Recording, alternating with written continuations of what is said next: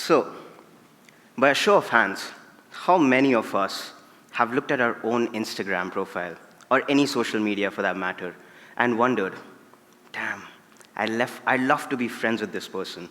Because, they're always at amazing places.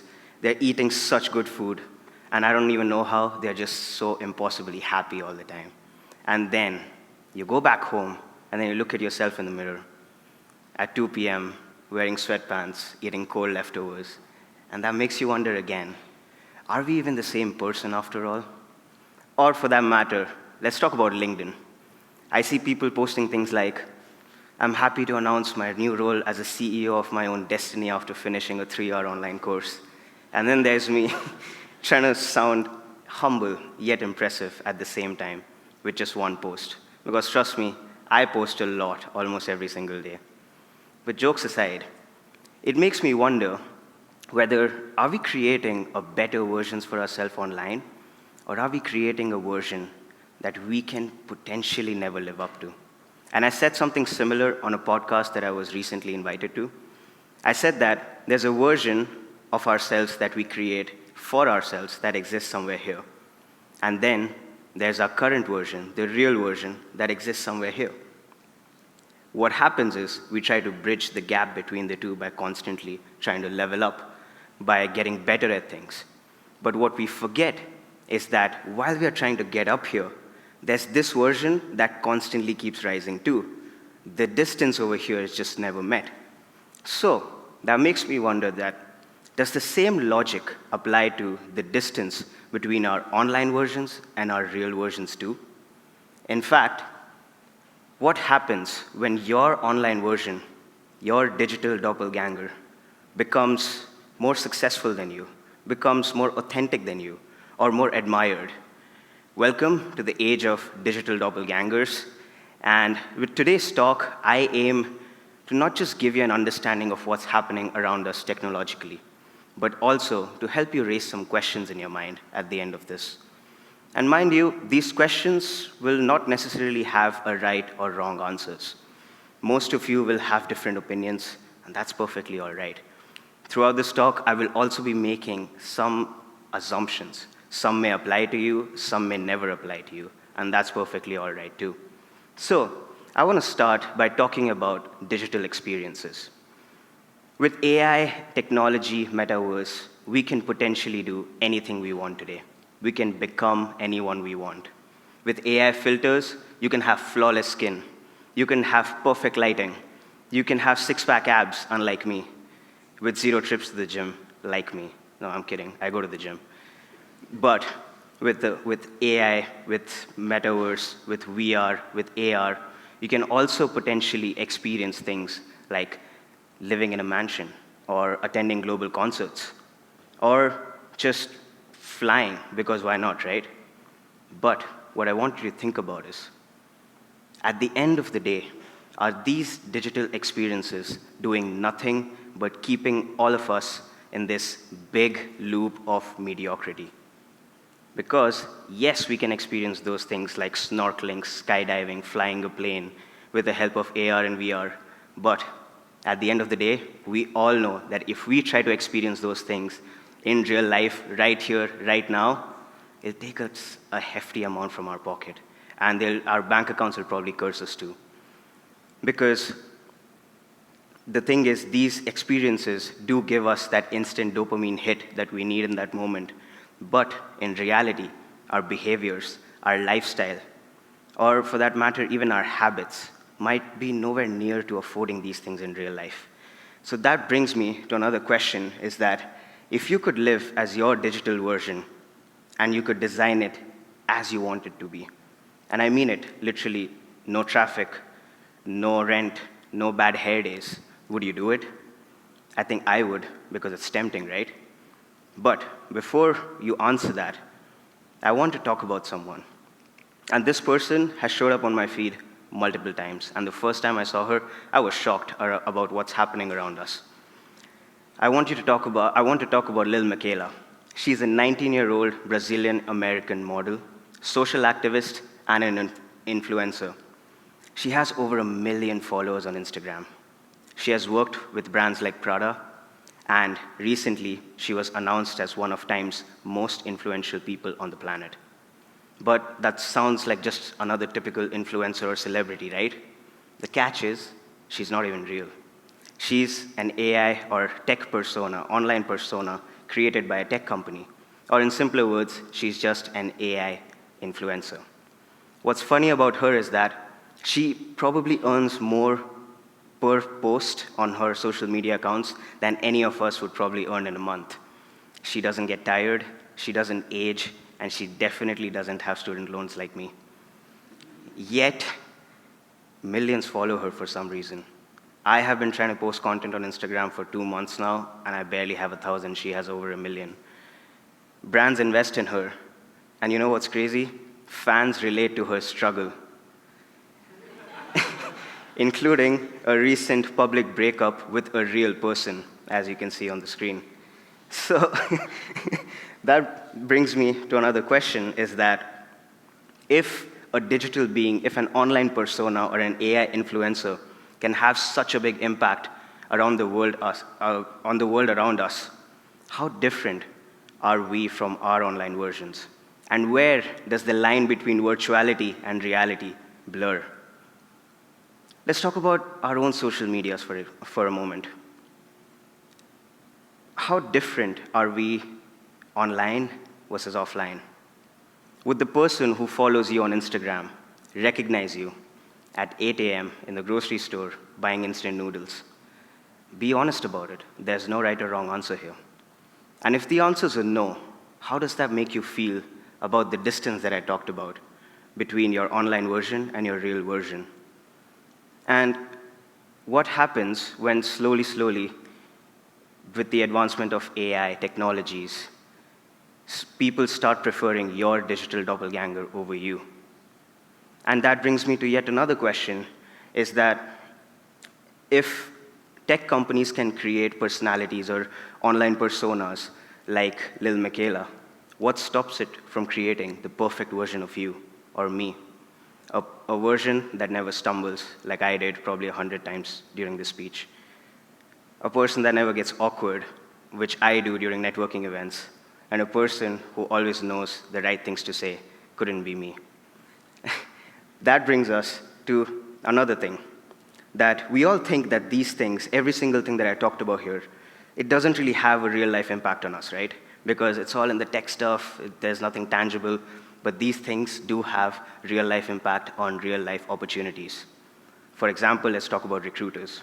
Recruiters over multiple companies, including some of the ones that I know myself, they look at your LinkedIn before checking your resume. Relationships today begin with a swipe on Tinder. And that makes me wonder that, are we doing all of this solely based on what's being presented in front of us?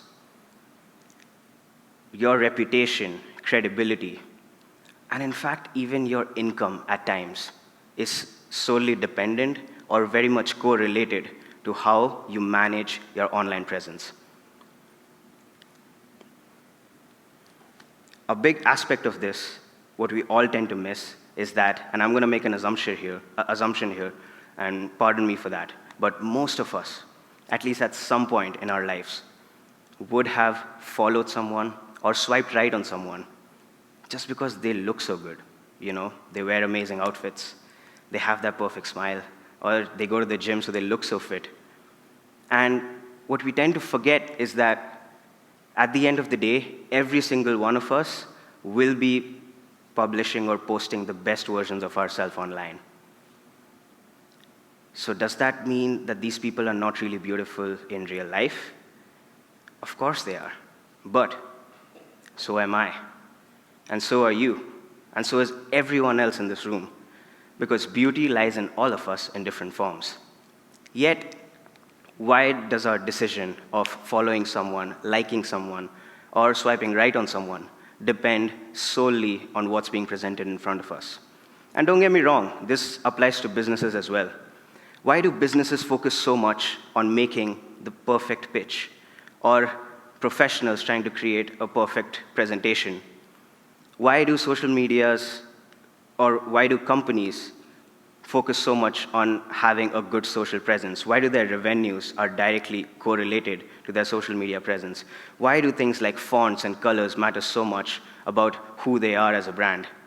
And even at this point, AI or technologies, our experiences are being altered every single day because of what we leave behind.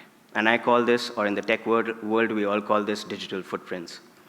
Your behaviors, your likes, comments, they feed into the algorithm that probably know us better than we know ourselves. And soon, as generative AI becomes even more advanced every single minute, it's not far when AI will be able to replicate you. It'll be able to represent you in virtual meetings, negotiate deals on your behalf, or even close deals for that matter.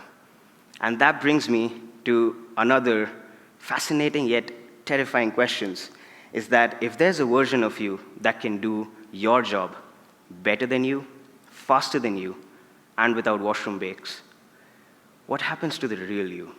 What happens to me, who prepared months for the speech? What happens to all of you who go out every single day working on your assignments or your projects that you do at work?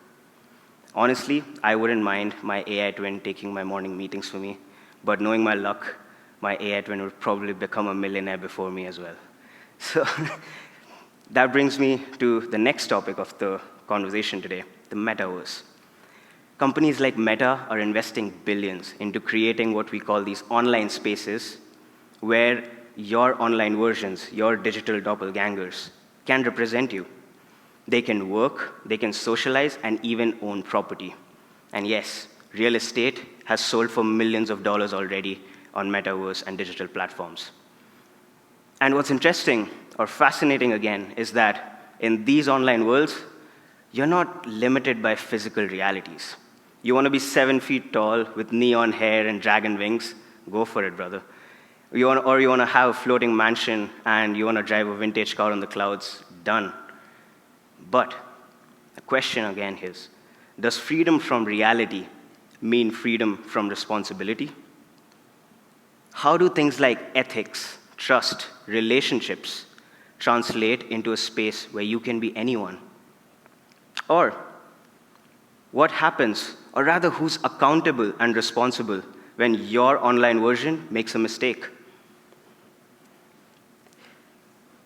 By a show of hands again, how many of you would actually live 50% of your life in the metaverse? Just be honest about it. And keep your hands up if you would be the same version you are here today, right now. Exactly my point. The thing is, we all feel that AI or technology, metaverse, has so much influence on us today, yet barely 1% of you actually raise their hand to that question. So that technically means we are happy with what we are here today, right now, right? So as technology becomes advanced, as even though AI and disruption, innovation, reinvention sounds empowering, there's a flip side to it. The pressure of constantly trying to maintain that perfect online presence, that perfect personality in the online world, that can lead to a feeling of disconnection from reality. Ask yourself, if you only showcase your highlight reels online, does that mean or does that make you uncomfortable with the messy, imperfect sides of you? Because what we do is, unintentionally, we risk creating a gap, or that distance that I talked about, between our online and our real versions. And as this gap or this distance increases, the harder it is to feel authentic, connected, and even fulfilled for that matter. So, another question as we wrap up for today is, if there was, or with these tech advancements, with your AI versions being almost or near to perfect, or just AI taking over, metaverse taking over everything, how do you plan on staying real? How do you plan on building or fostering those relationships that you have made with the people around you? I want you to leave with another thought today, is that innovation is about possibilities. but reinvention is about the choices that you make. Stay with me. Innovation is about possibilities, but reinvention is about the choices that you make. So yes, with the advancements of AI, technology, and everything happening around us, you can be involved in it, but then don't forget to reinvent the most important aspect, the most important connection. It's the one that we have with ourselves and the people around us. So go ahead, embrace AI, become the best online version of yourself. Just probably don't let that twin steal your job, because the most powerful, the most influential version of you isn't the one that the world sees online. It's the one that's real, that's present, and most importantly, is unapologetically human. Thank you for your patience, thank you for your time, and thank you for coming to my TED Talk.